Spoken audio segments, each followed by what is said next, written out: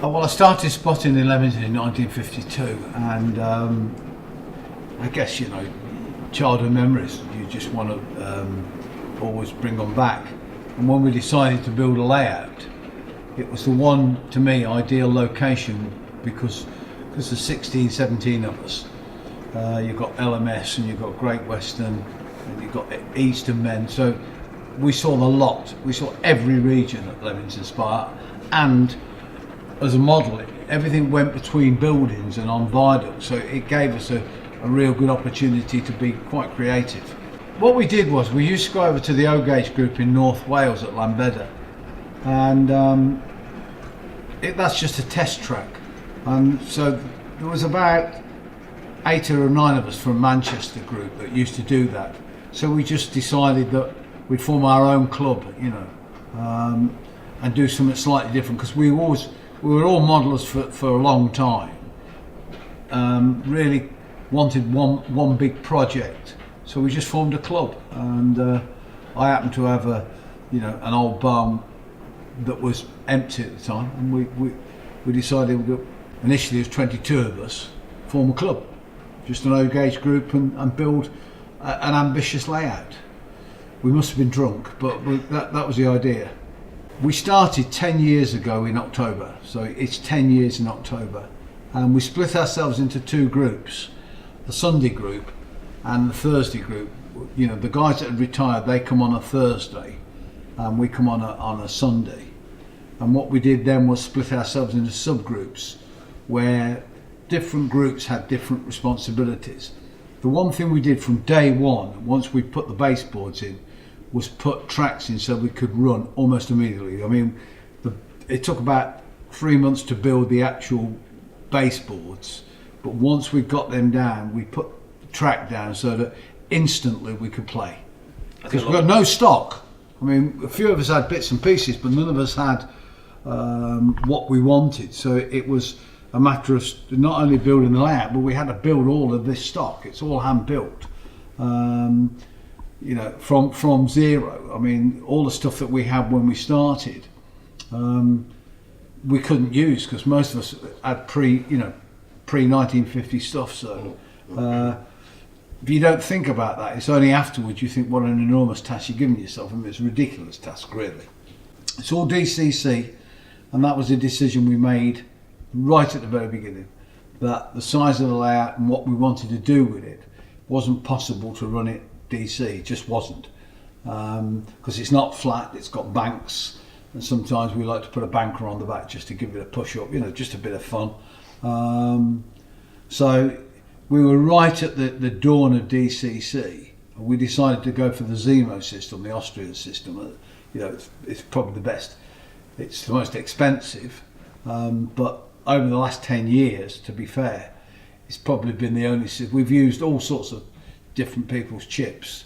This is a task for DCC. Some of our trains are weighing up to 10 kilos. Well, that's a hell of a load.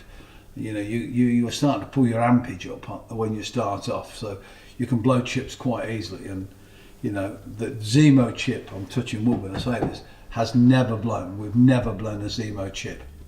Oh, we had lots of problems with DCC. I mean, DCC doesn't do what we want it to do. DCC is designed for train sets, in truth. When you want to run a model railway, it gives you all sorts of problems. So we have joined up with the Merg guys in Manchester, and they do a lot of research for us because we've thrown problems at them that you would never get if you just want to play trains. I mean, they slightly look at what they do different from us. I mean, they want to control their trains while sitting in an office in London. Well, we don't want to do that. But you can do. But I mean, we want everything interlocked, and we want to know positive that there is, a route. When it says there's a route, we want to know that route is there. I started modelling in 55, 56, properly modelling. I had a train set in 52, but I started modelling properly in about 55, 56. But I started my own company in 1968 called Models and Leisure, and we were at the forefront of, modern technology for then. When we took lead out of white metal, we were the first company to take the lead out, and of course we were the first people to start putting etches into the boxes. And I know for a fact we were the first people ever to do kits with brakes on the locos. And I always remember the first review, our first kit was a Great Western Manor. And Sir Pritchard, bless his soul, did the first review where he couldn't understand why we were bothered to put brakes on the model. You know, that's how modelling has changed. And now we've got just like the real thing. Well, when we started this, it was quite obvious that we could not do it the way anybody else had ever done it before. We'd have never built it. We could not have built this purely from etch kits. The time would have been just too enormous. So we had to go and look at very modern technology that Bachmann and Hornby were using in China. That's what we actually did. When I looked and then realised, of course, O-gauge you can't mass produce, you know, so you're talking about small numbers. So we came back to rapid prototyping and the CNC, and there was nobody doing what we wanted to do. So we had to really do it ourselves, invent it, find out all the mistakes, spend all the money, and do it. And the reason we've got this layout is because I was able to make that investment and take people on and learn, you know, high quality 3D CAD work, because without it, you know, would be impossible.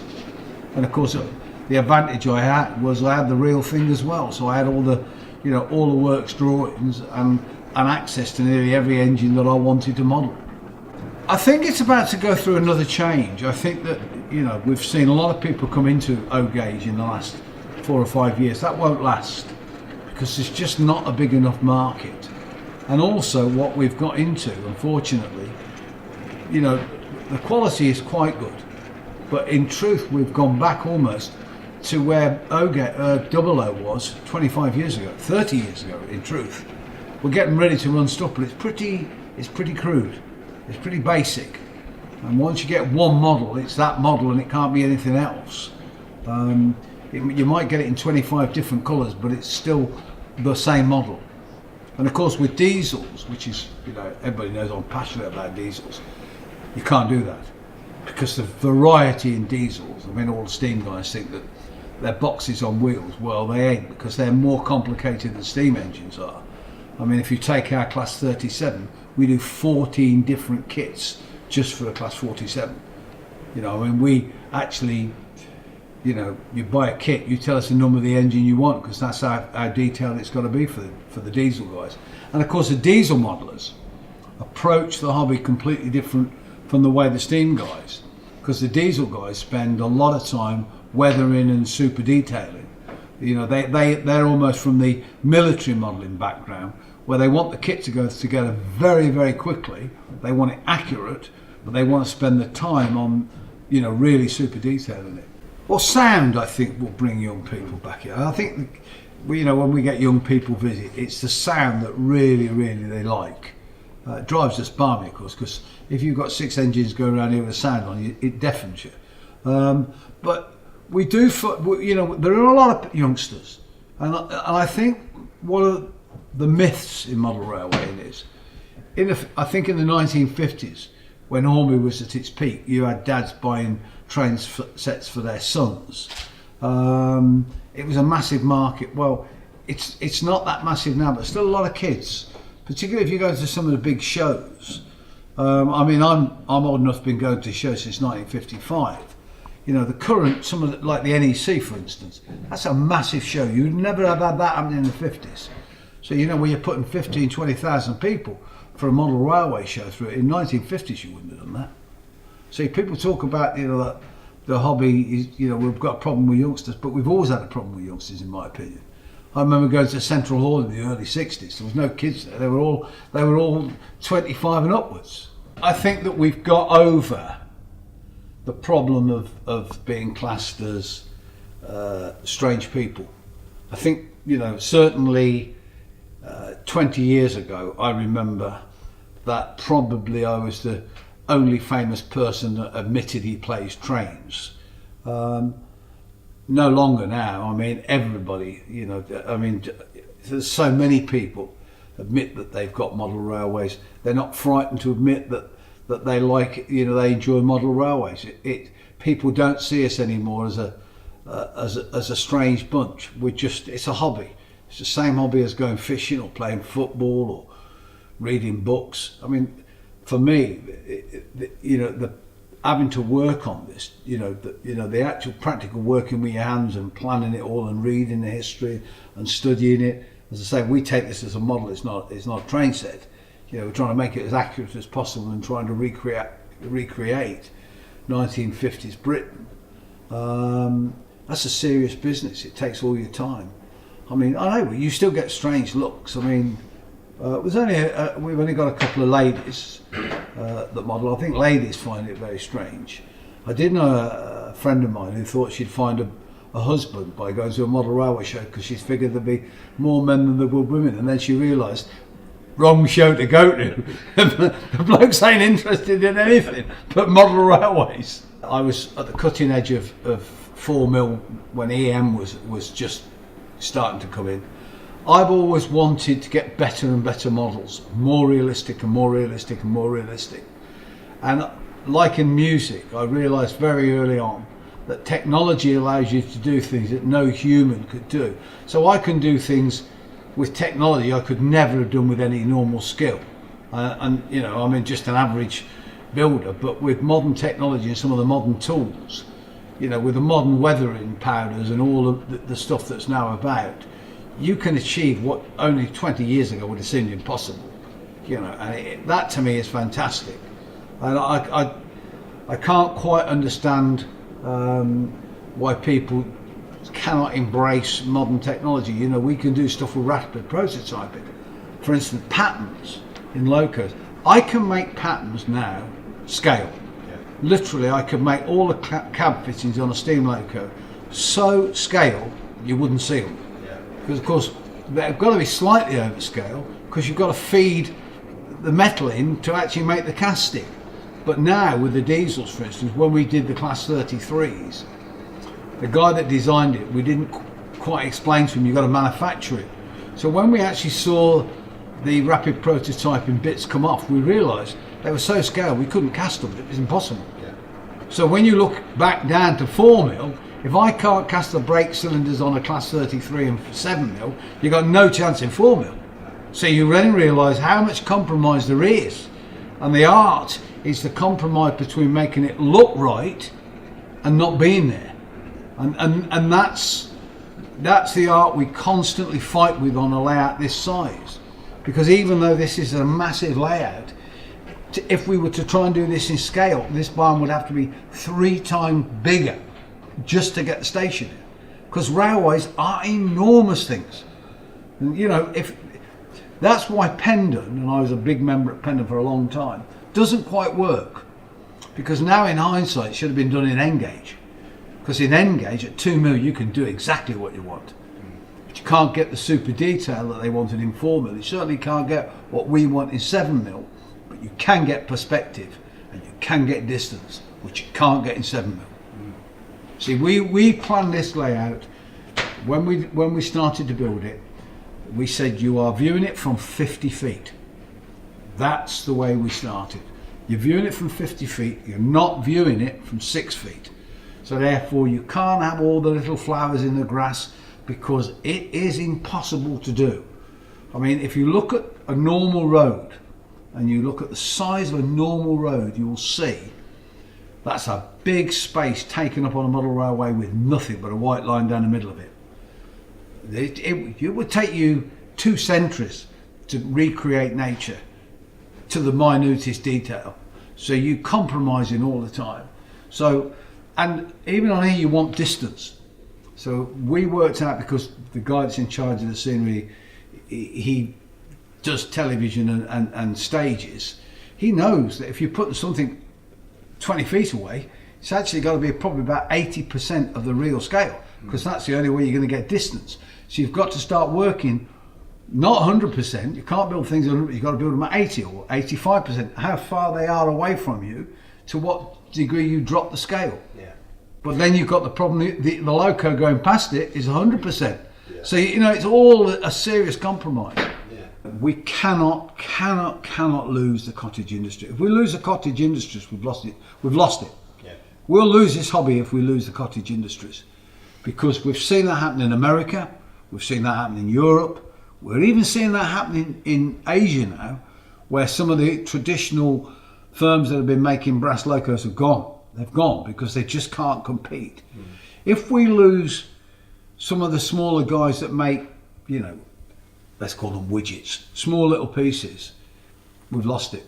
Yeah. Because if you're then going to be reliant on somebody doing something that they want to do. So if you look at Hornby or Bachmann, they're going to do what they think is commercial viable, and that's the name of the game.